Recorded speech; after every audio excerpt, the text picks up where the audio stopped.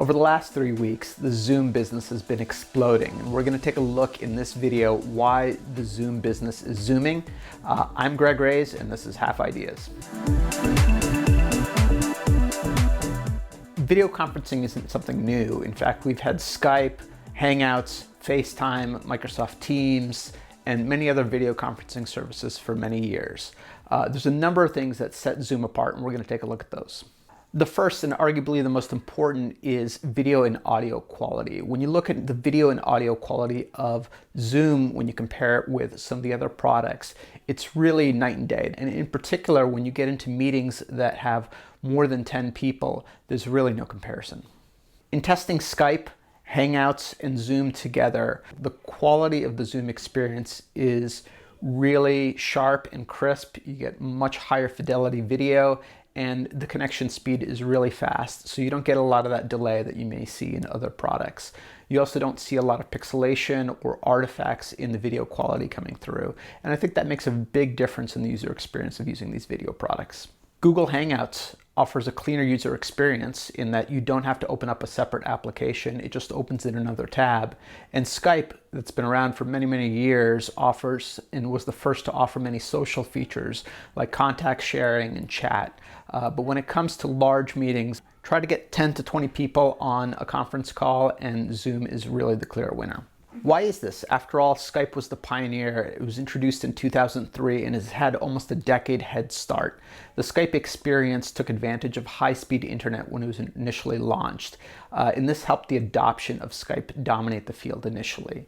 Skype grew quickly and was acquired by eBay 3 years after launching, and 3 years after that, it was sold to a private equity firm. The New York Times is reporting that eBay may announce a deal to sell its Skype internet phone unit as early as today.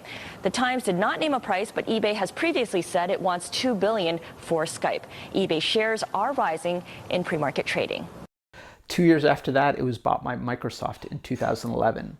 That's exactly right. Look, Skype is a strategic buy for Microsoft. They've kind of been left behind. Their messenger service isn't that great. Google's got Google Talk, Apple's got FaceTime. Microsoft has made a big acquisition. At the time, Microsoft had its own video product called Microsoft Link in Office Communicator. This caused a bunch of confusion, but no problem. Microsoft said, we'll just rename Link to be called Skype for Business.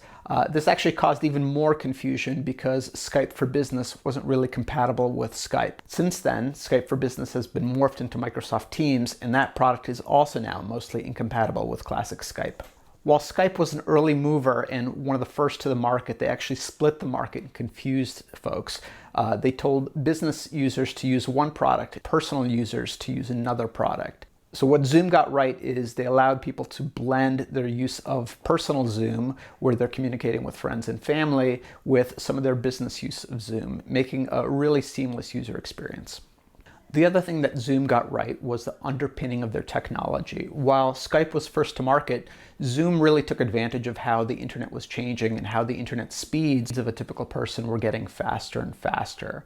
While Skype was initially based on peer-to-peer technology, Zoom really thought about the underpinnings of their product in terms of what would work for large meetings. And so the core of the Zoom technology is oriented around how can lots of people talk at once. When Skype was introduced, internet connectivity was rather slow, and the common approach to solving one-to-one communication was using peer-to-peer connectivity. The person talks to the server, and the server sets up the connection between two computers. While this makes sense, it has some problems. If one person has a bad connection, the entire call can get dropped, and as you add more and more people, the connections grow very quickly, n squared minus n over 2 actually. With 10 people, you need to manage up to 45 connections. Zoom, on the other hand, uses a centralized server like a telephone switchboard, so those 10 users only really need 10 connections to the switchboard to have a good conversation.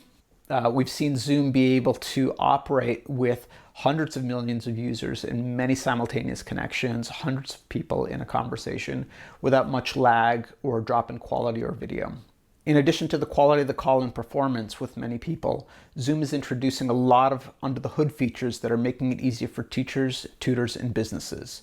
In particular, tutors are using recurring meetings to make it easy to schedule meetings and keep people coming back to the product. Remote assistance is allowing people to use Zoom to help and assist with technical or computer support. And break-off rooms are allowing large meetings to break off into smaller working groups. Whiteboards are allowing people to collaborate visually, and many more.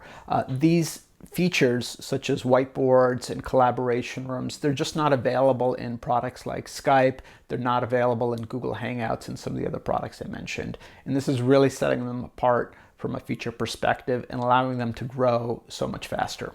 In building a successful business, there's a lot of luck, a lot of timing, a lot of work put into it, but it's no coincidence that Zoom is zooming and off to the races doing so well. Zoom's user experience, their user interface is fairly intuitive. There's obviously things that they can improve.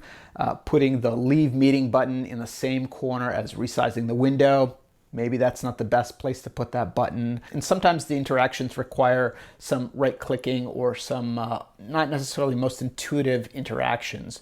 And some of the toolbars are a little bit inconsistent, popping around from different configurations, depending on how you set up your screen. But overall, the user experience is pretty solid. Zoom's come under fire recently for some privacy and security things, and it's important to understand that sometimes privacy and security are contrary to the user experience. While Zoom tried to make it so easy to join and sign up to a meeting, sometimes they made it too easy, and so they're coming back a little bit with security and additional passwords and additional levels to make the platform a little more secure. This is a great sign that the product is maturing and really able to scale at hundreds of millions of people using it regularly. We've seen Zoom grow over the past couple weeks, and I expect the Zoom product will continue to grow and prosper. Video communication is one of the most visual and engaging ways. It's how we as humans talk and communicate. So I'm excited to have you join on this video. Till the next one, I'm Greg Raiz.